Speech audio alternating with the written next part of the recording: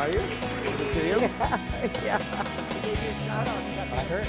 All right. Good to see you. Good. All right, we're going to fix our microphone issue. So much better than wardrobe issue.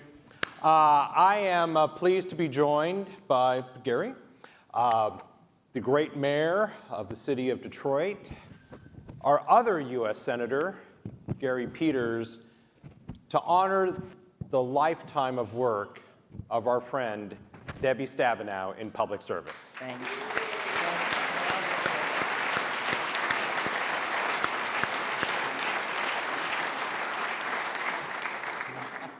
So it's not, really common as we look at national leaders to leave when they're on top. And Debbie is certainly at the top of her influence and power in Washington, but she's chosen to come home. I am personally going to miss Debbie because my relationship with the senator dates back to before I arrived here in Michigan, even before I even had a thought that I might be moving to Michigan someday.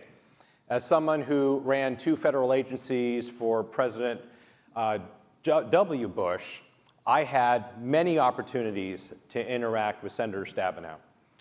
And I will tell you that the senator and I didn't always agree. We had different approaches, just like this panel has been talking about, different approaches, but we never had a crossword. In fact, we had a lot of laughs. We had a lot of mutual respect. And Senator, we are going to miss you so very, very much. And you've meant so much to this conference, and I've just so appreciated the opportunity to work on so many issues together in my role today at the Detroit Regional Chamber. So congratulations on an amazing career. Thank you. Thank you.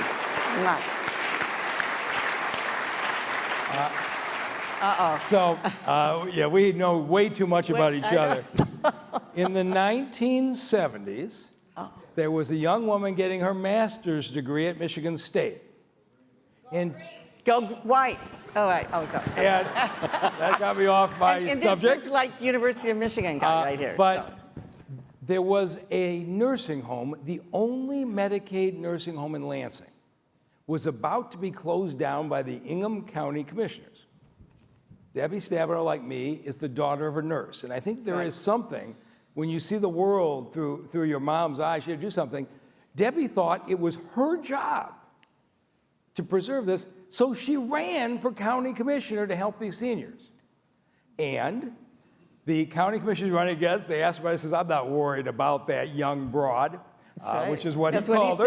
That's what he said. She knocks off the commissioner. 3 years later, becomes the youngest chair in history and the first female chair of the Ingham County Board of Commissioners, goes to the legislature, takes on the horrible property tax system that created terrible inequities in school financing with Proposal A that's benefiting this state 30 years later, goes to Washington, and in the midst of Republican and Democratic conflict, every year gets the agriculture bill through. And by the way, when you read the details, SNAP benefits, food benefits for the hungry are increased on a bipartisan basis. Well, I'm going to tell you Debbie Stabenow's story I've never told. I'm going to tell you what it really is. So 2014, Detroit comes out of bankruptcy. It's 2015, and while bankruptcy is gone, none of the problems have gone away. I got 45,000 abandoned houses in the city. No money from the city, no money from the state, no money from the county. I said, only one place to get it from, the federal government. I need $250 million. There was only one person I know tenacious enough. So I called my friend. I said, Debbie, I feel really bad. I've been mayor for a year. I haven't had you to dinner at the Manugian. Why don't you come on over? It was a very nice dinner. And I said, why don't you come a couple hours early? We'll drive around. And drove around. He drove, made me nervous, but he, For 2 hours, we drove the neighborhoods. And she saw the little children playing in front of the burned out houses. She saw people planting flowers in a desolated block. And she says, I didn't understand the scope of this. And I said, Debbie, I need $250 million. And she says, Mike, Mitch McConnell and the Republicans are about to shut down the federal government because we're spending too much. I can't just get you to it. I need billions of dollars for a new national program. I said, Debbie, that's why I called you. So we're having dinner, and she said, I can't do it. About halfway through dinner, she says, well, now tell me how this might work. I said, there's 6 states that are actually doing this now. I just need you to fund the 6. And Ohio, oh, good, Rob Portman's there. Kentucky, oh, good, McConnell's from there. So at dinner, she's got a legal pad. Some people have their staffs write out formulas. She sketches out the bill at the Manugian table, goes to D.C., calls me back 3 days later. Obama's on board, the Senate Democrats on board, and I'm hounding Mitch McConnell every time I see him. And I'm hearing this from staff that McConnell's in the hallway, and Debbie comes up and says, we need a new blight funding bill, $2 billion. McConnell says, you crazy. Then she gets Portman, McConnell's Republican senator from Ohio. They need money for Cleveland and Youngstown. And Debbie calls and says, I think we're making progress. I hounded McConnell today, and he says, Debbie, explain this blight bill to me. She says, this is progress. It gets down to December. Headlines, shutdown, 2015, right? The financial markets are going to collapse. The U.S. credit rating is going to be ruined. We're about 3 days from shutdown. She says, I have an idea. Mitch McConnell listens to Dan Gilbert and Jamie Dimon. You think you could get him to call? I said, I don't know, I'll call him. So I call Jamie, I call Dan, said, would you call Mitch McConnell about this $2 billion thing? So they both put in a call. Now, as the financial market's about to melt down, and McConnell gets phone calls from Jamie Dimon and Dan Gilbert, he's assuming they're talking about America's financial markets, gets on the phone and they say, Mitch, we really need this $2 billion blight program. Mitch McConnell says to Debbie, I'll put the money in, have them stop calling me. And as the shutdown was averted at midnight that night before Christmas, the program got in. We had 45,000 abandoned houses in that city that day. Today we have 4,000 houses. Property values have soared, and we knocked down 25,000 houses. We fixed up 15,000 houses. The reason the population gained for the first time in 60 years was because of what Debbie Stabenow did. She helped bring this city back a decade faster than we would have. That's the kind of tenacity one of the greatest senators Michigan has ever had, and one of the world's great human beings. Thank you. Thank you, Steve.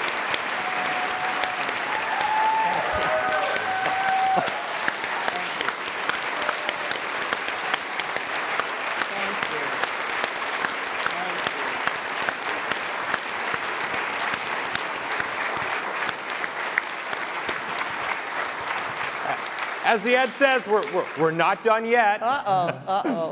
Senator. Well, I'll be brief after that amazing story. But I've had the privilege to work with Debbie now for 10 years. And I will tell you, coming in as a new senator, a new place, not really knowing my way, having Debbie as my partner was a godsend. She literally took me under her wing. I consider her not just a friend, but a mentor.